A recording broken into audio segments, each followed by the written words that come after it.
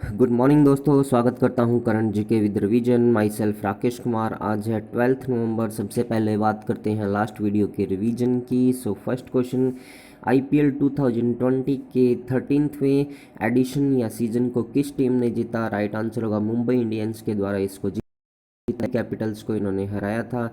इसी तरह से अपने बात करते हैं वुमेन्स आईपीएल की। सो ट्रेल ब्लेजर्स ने सुपरनोवा को हराया था। फिर बात करते हैं किस राज्य ने मछुआरों के बेहतर आजीविका के लिए परिवर्तनम योजना शुरू की है? सो केरला गवर्नमेंट के द्वारा ये स्कीम स्टार्ट की गई है।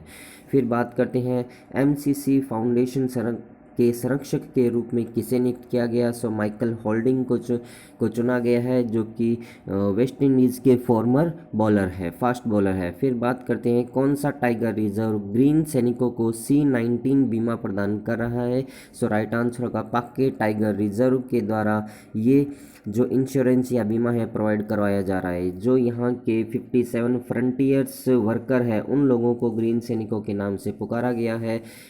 ये जो पर्टिकुलर टाइम है जिस अभी से लेकर आगे आने वाले 9 मंथ तक यदि इन वर्कर्स को कुछ भी होता है तो उनको ये इंश्योरेंस प्रोवाइड करवाया गया है। फिर बात करते हैं टेनिस का। पेरिस मास्टर 2020 का खिताब डेनियल मेदवेदेव के द्वारा जीता गया, जो कि रशिया के रहने वाले हैं और ये रशिया के 4th ऐसे प्लेयर है जिन्होंने ये टूर्नामेंट जीता है। फिर बात करते हैं साहित्य का। जेसीबी पुरस्कार 2020 एस हरीश ने जीता है, जो कि केरला के रहने वाले हैं। और ये जो पुरस्कार है जेसीबी, बेसिकली ये केरला का सबसे बड़ा लिटरेचर पुरस्कार भी कहा जाता है। इसके तहत एस हरीश को 25 लाख रुपीज़ का एक इनाम प्रोवाइड करवाया जाएगा। फिर बात करते हैं शांति और विकास के लिए विश्व विज्ञान दिवस कब मनाया गया? सो इसका जो राइट आंसर होगा वो होगा 10 नवंबर को ये डे मनाया गया है। फिर अपने बात करते हैं नेक्स्ट क्वेश्चन के बारे में। So your best day is today, इस पुस्तक के लेखक अनुपम खेर जी है। फिर बात करते हैं आज के वीडियो के फर्स्ट क्वेश्चन की। एडल गिव हुरन इंडिया परोपकारी लिस्ट 2020 में किसने टॉप किया है? सो राइट आंसर इसका जो होगा वो होगा अजीज़ प्रेम जी के द्वारा इसको टॉप किया गया है। फिर बात करते हैं बाकी के जो ऑप्शन है उनकी, जैसे कि शिव नादार की बात करते हैं। शिव नादार HCL टेक जो कंपनी है उसके फाउंडर है। अजीज़ प्रेम जी विप्रो के फाउंडर है और ये शिव नादार जी है वो सेकंड पोजीशन पे रहे हैं। मुकेश अंबानी की बात करते हैं तो ये अभी रिलायंस के चेयरमैन है और इसी की तरह से बात करते हैं इसमें थर्ड पोजीशन पे रहे हैं। कुमार मंगलम की बात करते हैं तो ये इसमें फोर्थ पोजीशन पे रहे हैं। और इसी के साथ साथ जो वेदांता ग्रुप के फाउंडर और चेयरमैन है अनिल अग्रवाल जी, ये इस लिस्ट के अंदर 5th पोजीशन पे रहे हैं। फिर अपने बात करते हैं नेक्स्ट क्वेश्चन के बारे में।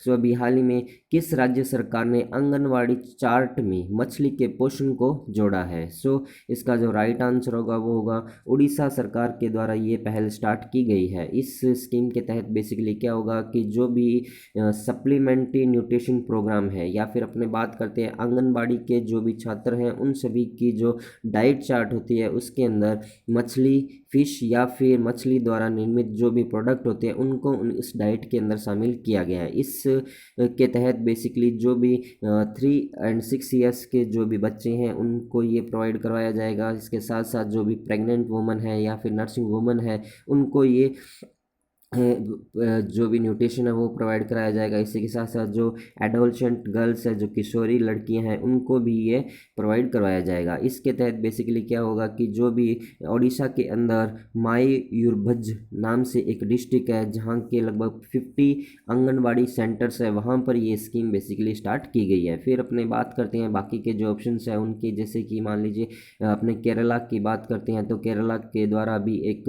जो फिशरमैन होते हैं, मछलियों को पकड़ने वाले जो होते हैं, उनके लिए आजीविका को बढ़ाने के लिए परिवर्तन नाम से एक स्कीम स्टार्ट की गई है। उसी तरह से नागालैंड की बात करते हैं तो यहाँ का जो हॉर्नबिल फेस्टिवल है उसको इस बार वर्चुअली ही मनाया जाएगा, जो कि बेसिकली 1 से 10 दिसंबर तक मनाया जाता है। फिर बात करते हैं उत्तराखंड की। उत्तराखंड के अंदर अपने इंडिया का जो सबसे बड़ा मोटर लेन सिंगल लेन जो ब्रिज है उसका उद्घाटन यहाँ के चीफ मिनिस्टर त्रिवेंद्र सिंह रावत जी के द्वारा किया गया है। फिर अपने बात करते हैं, यहाँ पर बात की उड़ीसा की, सो बात करते हैं उड़ीसा स्टेट के बारे में। आपको यहाँ पर इंडिया का मैप शो किया गया है और ये वाला जो पोर्शन आपको शो किया गया ये उड़ीसा का शो किया गया है। सो उड़ीसा के साथ इंडिया के डिफरेंट स्टेट जैसे कि वेस्ट बंगाल हुआ, झारखंड हुआ, छत्तीसगढ़ हुआ और आंध्र प्रदेश हुआ, इनकी बाउंड्री इसके साथ टच होती है। फिर अपने बात करते हैं उड़ीसा के बारे में। सो उड़ीसा की जो कैपिटल है वो भुवनेश्वर है। यहाँ के जो चीफ मिनिस्टर नवीन पटनायक जी हैं और इनको भी हाल ही में जो पेटा प्राइज़ होता है उससे सम्मानित किया गया है। फिर बाकी की बात करने हैं, गवर्नर गणेशी लाल जी हैं। फॉर्मेशन जो है 1 अप्रैल 1936 को हुआ था। हाईएस्ट जो पीक है यहाँ पे देवमाली नाम से है। फेस्टिवल जो है यहाँ का रथ यात्रा है जो कि जगन्नाथपुरी आज से एक मंदिर है वहाँ का आप लोगों ने सुना होगा। ये रथ यात्रा काफ़ी फेमस है जो कि एग्जाम में पूछी भी जाती है कि जो रथ यात्रा है वो किस स्टेट से रिलेटेड है। फिर बात करते हैं यहाँ के जो डांसर्स हैं उनकी बात करते हैं, जैसे घुमुरा डांस हुआ, रुकमार नाच या चाहू डांस जो है बेसिकली यहीं का है। और टेम्पल की बात करते हैं, यहाँ का कोणार्क सन टेम्पल है जो कि काफ़ी फेमस है और एग्जाम में बहुत बार रिपीटेड क्वेश्चन के फॉर्म में पूछा जाता है कि कोणार्क का जो सन टेम्पल है वो किस राज्य के अंदर उपस्थित है। सो उड़ीसा के अंदर ये प्रेजेंट है। इसी के साथ साथ यदि बात करते हैं जो कोणार्क टेम्पल है इसको बेसिकली अभी कम्प्लीटली सोलर पावर से इंस्टॉल किया जाएगा। और ये जो कोणार्क टेम्पल है इसको बेसिकली गंग वंश के संस्थापक गंग वंश के एक राजा थे, उनके द्वारा इसकी इस्टेब्लिशमेंट किया गया था। फिर बात करते हैं national park, Similipal national park यहाँ पर प्रेजेंट है। भितरकनिका जो नेशनल पार्क है वो भी यहाँ पर प्रेजेंट है।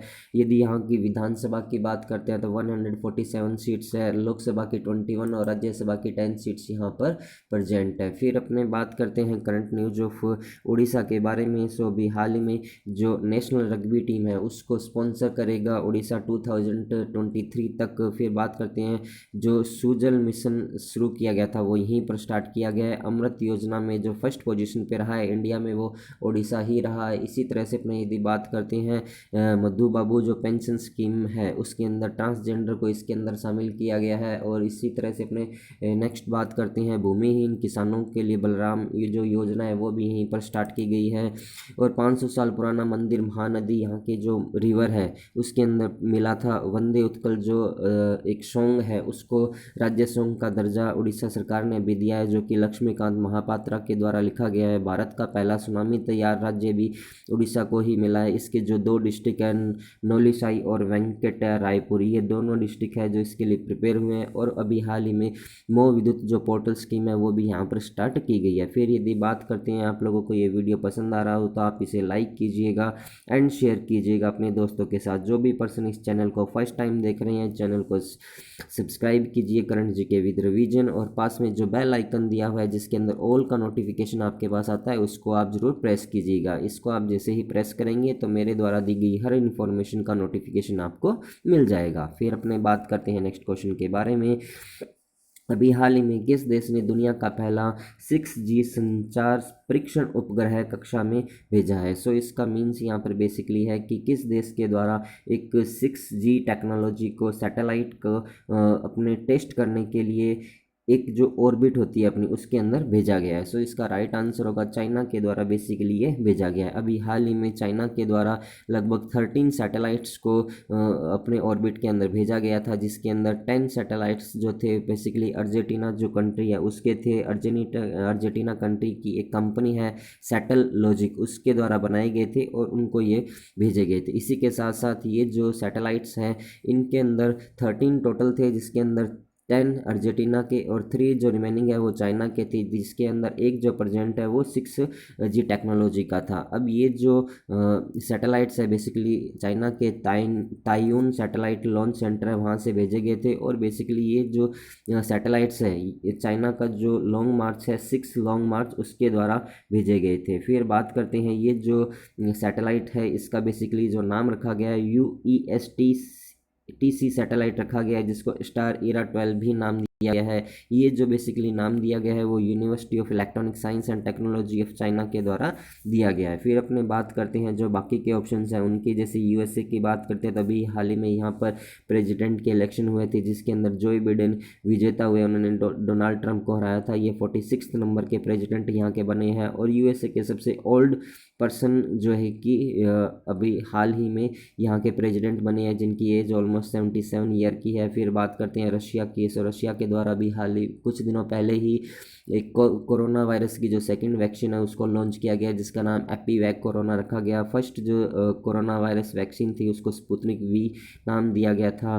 फिर बात करते हैं बहरीन की। सो बहरीन दुनिया के सबसे लंबे समय तक प्रधानमंत्री यहीं के रहे थे जिनका नाम खलीफा सलमान खलीफा जी है। इनके भी हाल ही में मृत्यु हो गई है। फिर अपने बात करते हैं चाइना के बारे में। सो यहाँ पर आपको एशिया का कुछ पार्ट का मैप शो किया गया है और यहाँ पे चाइना को आपको शो किया गया है। तो चाइना के साथ ही जो वर्ल्ड के 13 डिफरेंट जो कंट्रीज़ हैं उनकी बाउंड्री टच होती है। जैसे बात करते हैं सबसे पहले नॉर्थ कोरिया की, इसके साथ बाउंड्री टच होती है। इसी तरह से अपने जो चाइना है उसकी बाउंड्री इसके साथ टच होती है। मंगोलिया की होती है, कजाकिस्तान की होती है, किर्गिस्तान की होती है। इसी तरह से जो अपने पाकिस्तान की बाउंड्री टच होती है, इंडिया की बाउंड्री इसके साथ टच होती है, नेपाल की, भूटान की, जो बर्मा है उसकी। फिर अपने बात करते हैं लाओस की और इसी के साथ साथ वियतनाम की बाउंड्री टच होती है। सो इस तरह से और अराउंड टोटल कंट्रीज़ जो है इनकी बाउंड्री इसके साथ टच होती है। फिर अपने बात करते हैं चाइना जो है इसकी जो कैपिटल बीजिंग है, प्रेसिडेंट यहाँ के शी जिनपिंग है, करेंसी यहाँ की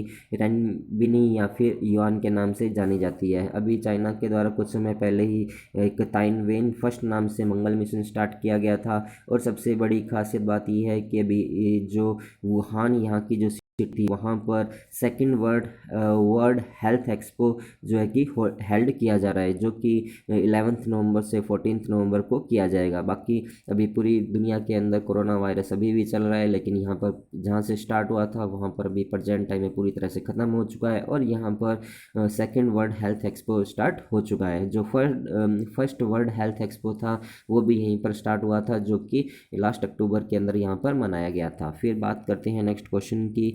वित्त मंत्रियों और केंद्रीय बैंक गवर्नरों की पहली ब्रिक्स मीटिंग में किसके ने भाग लिया था? सो इसका राइट आंसर होगा निर्मला सीतारमन जी, जो कि हमारे देश की फाइनेंस मिनिस्टर हैं, उनके द्वारा इसके अंदर पार्टिसिपेट किया था। ये जो मीटिंग हुई है इसका मुख्य उद्देश्य था जो कि अपने जो 2020 के लिए ब्रिक्स की जो इकोनॉमिक्स है और इसके जो फाइनेंस कॉरपोरेशन है उनका एजेंडा क्या रहेगा उसी के लिए डिस्कस किया गया था। अब यदि बात करते हैं, ये जो मीटिंग हुई थी बेसिकली इसके जो चेयरमैनशिप थी वो रशिया के पास थी और ये जो मीटिंग हुई है बेसिकली वर्चुअल ही हुई है। फिर अपने बात करते हैं जो ब्रिक्स है इसका जो हेडक्वार्टर है वो संघाई के अंदर प्रेजेंट है। ब्रिक्स के बेसिकली 4 अपने जो 5 कंट्री है उसके मेंबर है। फिर अपने बाकी के जो ऑप्शंस हैं उनकी बात करते हैं। जैसे नरेंद्र मोदी जी की बात करते हैं तो इनके द्वारा भी हाल ही में जो एससीओ की जो मीटिंग हो रही थी, एससीओ की जो जितने भी जो कंट्री हैं, जितने भी जो कंट्री है एससीओ के अध्यक्ष हैं, उनके जितने भी कंट्री के हेड हैं उन सभी की मीटिंग हुई थी जिसको नरेंद्र मोदी जी के द्वारा अभी लिया गया था। फिर बात करते हैं राजनाथ सिंह जी की। सो राजनाथ सिंह जी ने अभी हाल ही में एंटी सैटेलाइट मशीन का जो मिसाइल जो है, एंटी सैटेलाइट मिसाइल है, उसके मॉडल को इनोग्रेट किया है डीआरडीओ का जो हेडक्वार्टर है वहाँ पर। और गजेंद्र सिंह शेखावत जी की बात करते हैं तो अभी इनके द्वारा नेशनल वाटर प्राइजेज अभी प्रोवाइड करवाई गई हैं। फिर नेक्स्ट क्वेश्चन की अपने बात करते हैं राष्ट्रीय शिक्षा दिवस कब मनाया गया? सो इसका जो राइट आंसर है वो होगा 11 नवंबर को ये बेसिकली डे अपने द्वारा मनाया गया है। फिर बाकी के जो ऑप्शन हैं उनकी बात करते हैं। जैसे कि 8 नवंबर की बात करते हैं तो इंटरनेशनल रेडियोलॉजी डे बनाया गया था। 9 नवंबर की बात करते हैं तो नेशनल लीगल डे बनाया गया था। और 10 नवंबर की अपने बात करते हैं तो world science day for piece and development मनाया गया था। सो अपने नेशनल जो साइंस डे है वो भी बेसिकली 28 फरवरी को अपने मनाते हैं। अब अपने बात करते हैं जो 11 नवंबर है इसको राष्ट्रीय शिक्षक दिवस के रूप में मनाया जाता है। ये जो दिवस मनाया जाता है हमारे देश के पहले शिक्षा मंत्री मौलाना अब्दुल कलाम आज़ाद की बर्थ एनिवर्सरी के रूप में मनाया जाता है। जो हमारे शिक्षा मिनिस्टर मिनिस्टर थे वो 1947 से 1958 के अंदर जो जवाहरलाल नेहरू जी की सरकार थी उसके दौरान बने हुए थे। और ये जो फर्स्ट टाइम डे मनाया गया था वो 2008 के अंदर बनाया गया था मिनिस्ट्री ऑफ एचआरडी है उसके द्वारा, और तभी से ये पर्टिकुलर कंटिन्यूसली चलता आ रहा है। अब बात करते हैं जो अपने मौलाना अब्दुल कलाम जी अब आज़ाद जी है, उनको मृत्यु उपरांत 1992 के अंदर भारत रत्न से सम्मानित किया गया था। फिर नेक्स्ट क्वेश्चन की अपने बात करते हैं। अभी हाल ही में जो international medical journal the Lancet नाम का एक जर्नल है उसके थ्रू एक बीएमआई इंडेक्स 2009 प्रकाशित किया गया है, जिसके अंदर टॉप पोजीशन पे कौन सा देश रहा है। सो इसका राइट आंसर होगा नीदरलैंड, इस लिस्ट के अंदर फर्स्ट पोजीशन पे रहा है। सेकंड पोजीशन पे मॉन्टेनेग्रो नाम की कंट्री है वो रही है। थर्ड पे एस्टोनिया रही है। और फिर बात करते हैं इंडिया की। इंडिया जो है पर्टिकुलर जो टॉप 3 कंट्री है बॉटम में उनके अंदर शामिल किया गया है। अब यदि अपने बात करते हैं सबसे पहले बीएमआई की, सो बीएमआई अपने पास क्या है, इसका जो फुल फॉर्म है बॉडी मास इंडेक्स रहता है। इसके अंदर बेसिकली क्या होता है, जो भी हमारी बॉडी का वेट होता है और जो भी हमारी हाइट होती है उसके अकॉर्डिंग एक रेशियो निकाला जाता है। ये इस रेशियो की वैल्यू यदि आपकी 18.5 से 24.9 के बीच में आती है तो आप एक एवरेज वैल्यू के पर्सन है। यदि आपकी वैल्यू इससे कम आती है तो आप अंडरवेट के अंदर आते हैं, और यदि इससे वैल्यू आपकी ज़्यादा आती है तो आप ओवरवेट के अंदर इंक्लूड होते हैं। फिर अपने बात करते हैं इंडिया जो है बेसिकली इस पोजीशन के अंदर 196 पोजीशन पे रहा है। ओवरऑल की बात करते हैं। और फिर यदि अपने बात करते हैं बॉयज़ जिनकी एज 19 के पास में है उनकी एज हाइट के अकॉर्डिंग यदि अपने बात करते हैं तो इंडिया इस लिस्ट के अंदर 180 पोजीशन पे रहा है। और गर्ल्स के अकॉर्डिंग यदि बात करते हैं तो हाइट के अकॉर्डिंग 182 पोजीशन पे रहा है। फिर बात करते हैं नेक्स्ट क्वेश्चन के बारे में। हाल ही में किस बैंक के द्वारा smart hub merchant solution 3.0 start किया गया है। सो इसका राइट आंसर होगा एचडीएफसी बैंक के द्वारा बेसिकली स्टार्ट किया गया है। इस स्कीम के या फिर इस मर्चेंट सॉल्यूशन के अंदर क्या होगा कि कोई भी आपके पास मर्चेंट हो सकता है या फिर कोई भी आपका सेल्फ एम्प्लॉयड पर्सन हो सकता है, वो इंस्टेंटली अपना करंट अकाउंट यहाँ पर ओपन कर सकता है और उसी टाइम से ही यहाँ पर पेमेंट उसमें रिसीव हो सकती है या फिर उसमें पेमेंट यहाँ से आप उसको भेज सकते हैं। ये इसका मुख्य उद्देश्य है स्मार्ट हब मर्चेंट सॉल्यूशन 3.0 का। फिर बात करते हैं अपने एचडीएफसी बैंक के बारे में। सो एचडीएफसी बैंक का फुल फॉर्म रहता है हाउसिंग डेवलपमेंट फाइनेंस कॉर्पोरेशन रहता है। इसका जो फाउंडेशन हुआ था अगस्त 1994 को हुआ था। इसके जो फाउंडर थे हंसमुख भाई पारेख जी थे और अभी प्रेजेंट टाइम पे MD and CEO Shashidharan Jagdishan ji है। इस बैंक का जो स्लोगन है वो basically we understand your world इसका रखा गया है। फिर बाकी के जो ऑप्शन है उनकी बात करते हैं, जैसे कि आईसीआईसीआई बैंक की बात करते हैं तो इसके द्वारा कुछ दिनों पहले आई स्टार्टअप 2.0 स्टार्ट किया गया था। इंडस इंड बैंक की बात करते हैं तो इंडिया का पहला एग्रीगेटर जो बैंक है वो यही बना है। इसी तरह से अपने एसबीआई बैंक की बात करते हैं तो एसबीआई बैंक के नए चेयरमैन दिनेश खारा जी अभी यहाँ पर बने हैं। फिर बात करते हैं नेक्स्ट क्वेश्चन की। सो अभी बुक्स या शीर्षक पुस्तक के एडिटर कौन है जो भी हाल ही में राधा कृष्ण प्रकाशन द्वारा पब्लिश की जाएगी। ये जो इसका जो राइट आंसर है वो बेसिकली यशवंत व्यास जी हैं इस पुस्तक के एडिटर। फिर अपने बात करते हैं बाकी के जो ऑप्शंस हैं उनकी। सो सबसे पहले बात करते हैं अनुपम खेर जी। अनुपम खेर के द्वारा अभी हाल ही में एक पुस्तक लिखी गई today is your best day. फिर अपने बात करते हैं रणदीप गुलेरिया की। रणदीप गुलेरिया के द्वारा अभी हाल ही में till we win book on कोविड-19 नाम से एक बुक लिखी गई जो कि एम्स के डायरेक्टर है। फिर अपने बात करते हैं शशिंद्रन कैलिन की बात करते हैं। ये जो अपने एसपीजी ग्रुप है स्पेशल प्रोटेक्शन ग्रुप उसके एक्स जो फॉर्मर एक ऑफिसर रहे हुए हैं उनके द्वारा एक बुक लिखी गई है रासाथी नाम से, जो कि ट्रांसजेंडर के ऊपर बेस्ड है। रासाथी का जो मीन होता है यहाँ पे राजकुमारी से रिलेटेड है। अब ये अपनी बात करते हैं ये जो बुक है बेसिकली बोस्कियाना, ये अपने जो गुलजार हैं उनके ऊपर लिखी गई है। और उसी तरह से इन गुलजार जी का जो मुंबई के अंदर घर प्रेजेंट है उसका नाम भी बोस्कियाना ही रखा गया है। गुलजार जो है बेसिकली एक लिरिक्स है, गायक है और राइटर है। अब बात करते हैं नेक्स्ट वीडियो की या फिर अपने प्रीवियस जो वीडियो थे उनके रिवीजन की। सो महिलाओं का जो थर्ड संस्करण हुआ था आईपीएल का, उसका विनर ट्रेल ब्लेजर्स था जिन्होंने सुपरनोवा को हराया था। हाल ही में भारत के सबसे लंबे मोटरबल सिंगल लेन ब्रिज का शुभारंभ त्रिवेंद्र सिंह रावत जी के द्वारा किया गया। उस ब्रिज का नाम जो दोबारा चांदती ब्रिज रखा गया है, जो कि बेसिकली अपने उत्तराखंड के अंदर प्रेजेंट है और यहाँ की जो टेहरी और प्रतापगढ़ डिस्ट्रिक्ट है उन दोनों के बीच में ये ब्रिज बनाया गया है। फिर बात करते हैं चाइना के द्वारा अभी 13 उपग्रहों को लॉन्च किया गया है और जो विदिशा मित्रा है उनको संयुक्त राष्ट्र सलाहकार समिति के अंदर अभी चुना गया है। 9 नवंबर को राष्ट्रीय कानूनी सेवा दिवस मनाया गया है। अभी हाल ही के अंदर जितने भी अपने 4 व्हीलर व्हीकल्स हैं उन सभी के लिए फास्टैग अनिवार्य कर दिया गया है। ये आपका 1 जनवरी 2021 से मैंडेटरी हो जाएगा। और मिनिस्ट्री ऑफ शिपिंग जो है उसका नाम चेंज कर दिया गया है, जो अभी इसका नाम ministry of ports shipping and water रखा गया है। फिर बात करते हैं जो विद्या बालन की एक मूवी है नटखट, जिसको अभी हाल ही में ऑस्कर के लिए योग्य माना गया है। फिर बात करते हैं नेक्स्ट की अहमदाबाद और केवड़िया के बीच जो सी प्लेन सर्विस है वो नरेंद्र मोदी के द्वारा स्टार्ट की गई। रोशनी अधिनियम जो है बेसिकली जम्मू एंड कश्मीर से रिलेटेड है। स्वाधीनता पुरस्कार 2020 बांग्लादेश के द्वारा प्रदान किए गए हैं। प्रतिष्ठित रेमनिनी विशिष्टम पुरस्कार जी आर चिंतालाला जी को प्रोवाइड करवाया गया, जो कि नाबार्ड बैंक के अध्यक्ष हैं। विश्व की पहली साइंटून कार्टून बाय बाय कोरोना के जो राइटर हैं वो डॉक्टर प्रदीप श्रीवास्तव जी है। राष्ट्रीय एकता दिवस 31 अक्टूबर को मनाया गया। दिल्ली पुस्तक मेला 2020 को है, जो बेसिकली प्रगति और फेडरेशन ऑफ इंडिया पब्लिश के द्वारा आयोजित किया गया है। भारत का पहला अकाउंट एग्रीगेटर फ्रेमवर्क बैंक जो है इंडसइंड बैंक बना है। सो ये था आज का वीडियो। यदि आप लोगों को वीडियो पसंद आया हो तो आप इसे लाइक कीजिएगा एंड शेयर कीजिएगा। जो भी पर्सन इस चैनल को फर्स्ट टाइम देख रहे हैं चैनल को सब्सक्राइब कीजिए करण जीके विद रिवीजन। पास में जो बेल आइकन दिया उसको भी आप प्रेस कीजिए। At the last thanks for watching. Thank you so much.